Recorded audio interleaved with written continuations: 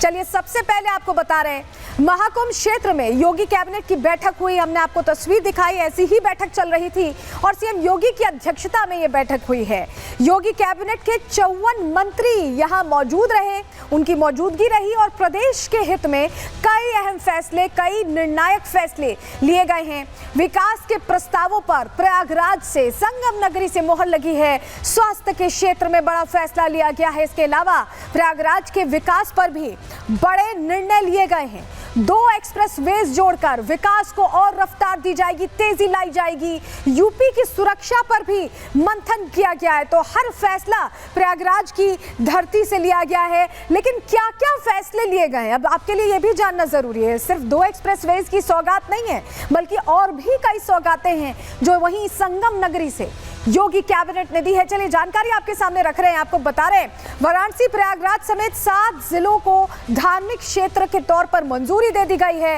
नए aerospace defence policy बनाई जाएगी और इसके अलावा प्रयागराज चित्रकूट को मिलाकर डेवलपमेंट रीजन पूरा बनाया जाएगा। गंगा एक्सप्रेसवे का एक्सटेंशन किया जाएगा जिससे हाईवेज पहुंचे, विकास की रफ्तार तेज हो। हाथरस, कासगंज, बागपत में मेडिकल कॉलेजेस बनेंगे, नए मेडिकल कॉलेजेस बनेंगे। प्रयागराज, वाराणसी और आगरा नगर निगम पर भी फैसला हुआ है। तीनों नगर निगम के लिए बॉन्ड जारी किए जाएंगे, ये जानकारी मिल रही है। तो ये अहम प्रस्ताव हैं। 62 ITI नवाचार आविष्कार प्रशिक्षण केंद्र बनाए जाएंगे। उत्तर प्रदेश की तस्वीर बदलने के लिए यहां पूरी तरह से प्रयासरत है योगी आदित्यनाथ। और कैबिनेट मीटिंग में जो फैसले लिए गए हैं वो कैसे तस्वीर बदलेंगे, खुद सुनिए योगी आदित्यनाथ ने उस समय क्या कहा। एरोस्पेस और डिफेंस एंड एम्प्लॉयमेंट से संबंधित जो पॉलिसी है, उस पॉलिसी 2024 या 2018 में हमने बनाई थी, उसी पॉलिसी के 5 साल पूरे हो चुके हैं। अब उसको नए सिरे से बनाने की व्यवस्था की गई है। कुछ नए निवेश के प्रस्ताव यहाँ पर आए हैं जिन्हें लेटर ऑफ इंटेंट यहाँ पे आज जारी हो रहे हैं। इनमें एक मिर्जापुर का है, 10,000 करोड़ रुपए से अधिक का निवेश का है। एक मुरादाबाद का है, जो KGMU का सैटेलाइट सेंटर था उसे मेडिकल कॉलेज के रूप में स्थापित करने और मेडिकल कॉलेज में नेक्स्ट सेशन में उसको संचालित करने का निर्णय लिया गया है। इसके अलावा PPP मोड पर 3 नए जनपदों में मेडिकल कॉलेज के निर्माण की कार्रवाई, जिनमें बागपत, हाथरस और कासगंज, इन 3 जनपदों में नए मेडिकल कॉलेज निर्माण की सहमति पर भी आज यहाँ पर सरकार ने अपना वो किया है। लखनऊ और उसके आसपास के जनपदों को मिलाकर के एक डेवलपमेंट का प्लान बनाया है। ऐसे ही प्रयागराज और चित्रकूट को मिलाकर के एक डेवलपमेंट रीजन यहाँ पे हम डेवलप करेंगे। इसके लिए इंफ्रास्ट्रक्चर के लिए जो महत्वपूर्ण होगा वह एक गंगा एक्सप्रेसवे का एक्सटेंशन हम लोग देंगे।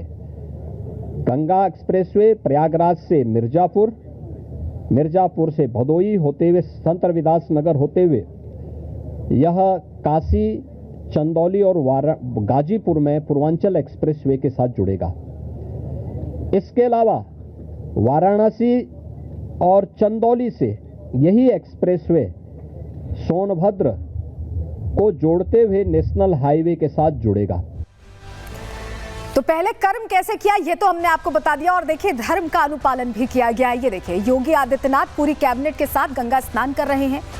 गोरखनाथ पीठ के पीठाधीश्वर हैं, योगी हैं और ऐसे में मां गंगा की गोद में उतरते दिखाई दे रहे हैं, क्योंकि प्रयागराज में महाकुंभ में आस्था की डुबकी हर शख्स लगाना चाहता है। और जब योगी हो तो योगी तो अपने धर्म के रास्ते पर चलते दिखाई देंगे। ये तस्वीर आपने देखी और ये देखिए ये सनातन की बौछार भी देख लीजिए, थोड़ी यहाँ मस्ती होती भी दिखाई दी। ये तस्वीर भी खास है क्योंकि तमाम जो मंत्री हैं, 54 मंत्री थे और सभी साथ में गंगा में डुबकी लगा रहे थे।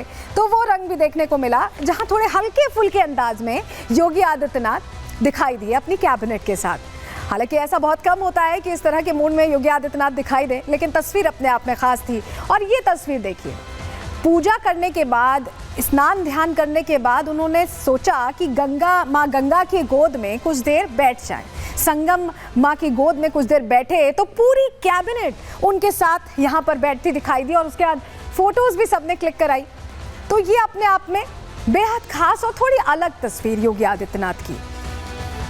गंगा की गोद में योगी आदित्यनाथ बैठे कैसे दिखाई दे रहे हैं, ये तस्वीर में आपने देखा। लेकिन ऐसा नहीं है कि ये पहली बार हुआ।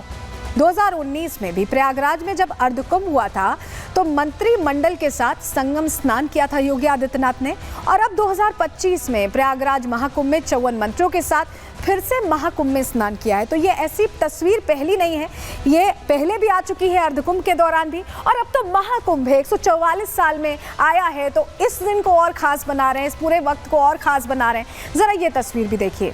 वैदिक मंत्रों का जाप यहाँ किया गया और वैदिक मंत्रों के जाप के साथ योगी कैबिनेट ने पूजा अर्चना की। संगम तट पर ये साधना की तस्वीरें आपको दिखा रहे हैं।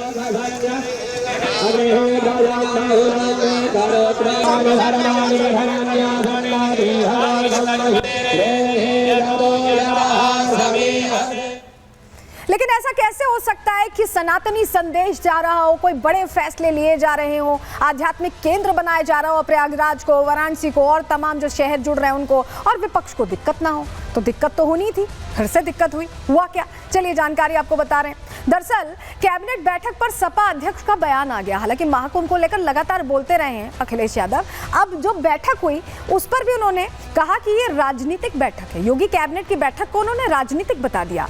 महाकुंभ राजनीति की जगह नहीं है, ये अखिलेश यादव कह रहे हैं। बीजेपी वहां पर राजनीति कर रही है। प्रयागराज में जो बैठक हुई उसको लेकर कह रहे हैं कि राजनीति कर रही है। लेकिन हमने आपको तस्वीर दिखाई थी ना कि कैसे पहले अर्धकुंभ में भी पहुंचे थे योगी आदित्यनाथ और अब महाकुंभ में भी पहुंचे। तो उनके लिए तो ये नया नहीं है, वो पहले भी आ चुके हैं। लेकिन महाकुंभ पर राजनीति करना ये अखिलेश यादव की आदत सी बन गई। कभी तैयारियों को लेकर प्रश्न करना, कभी पीडीए पत्रकारिता करने लग जाते हैं, और बैठक हो जाए, कुछ फैसले ले लिए जाए तो राजनीति करार देते हैं। तो समझ नहीं आ रहा कि राजनीति वो कर रहे हैं या जो फैसले विकास के लिए लिए जा रहे हैं वो राजनीति है। रिपोर्ट देखिए। कुंभ और प्रयागराज वो स्थान नहीं है जहां पर राजनीति और राजनीतिक कार्यक्रम और फैसले लिए जाएं। कैबिनेट ही पॉलिटिकल है और कुंभ के स्थान पर कैबिनेट करना ये पॉलिटिकल है और पॉलिटिकल संदेश देना चाहते हैं वो लोग। इस बीच ब्रजेश पाठक ने जो बयान आया उस पर प्रश्न खड़े किए हैं। क्या कहा है, सुनिए जरा। आज अखिलेश जी ने जो कहा कि आप राजनीति को धर्म के साथ मिला देते हैं, ये धार्मिक आयोजन है, आप राजनीतिक फैसले ले रहे हैं। देखिए जहां सनातन संस्कृति का चरमोत्कर्ष दुनिया देख रही है तो दुनिया के लोग यहाँ इकट्ठा हैं और सब लोग ये जाने कि उत्तर प्रदेश सरकार उनकी चरणों की सेवा के लिए लगातार लगी हुई है। इसलिए पूरी प्रदेश सरकार आज प्रयागराज में संगम तट पर उपस्थित है। अगर आप मीडिया चलाना बंद कर दे, कहना बंद कर देंगे, अच्छा। ये वातानुकूलित कक्षों में बैठ करके सोशल मीडिया और इलेक्ट्रॉनिक प्रिंट के माध्यम से केवल अपनी भड़ास निकालते हैं। जनता जनार्दन जो संगम तट पर विराजमान है, जो लोग रह रहे हैं, जो आ रहे हैं, जा रहे हैं और सब प्रफुल्लित है, आह्लादित है अद्भुत अलौकिक कुंभ को देख करके।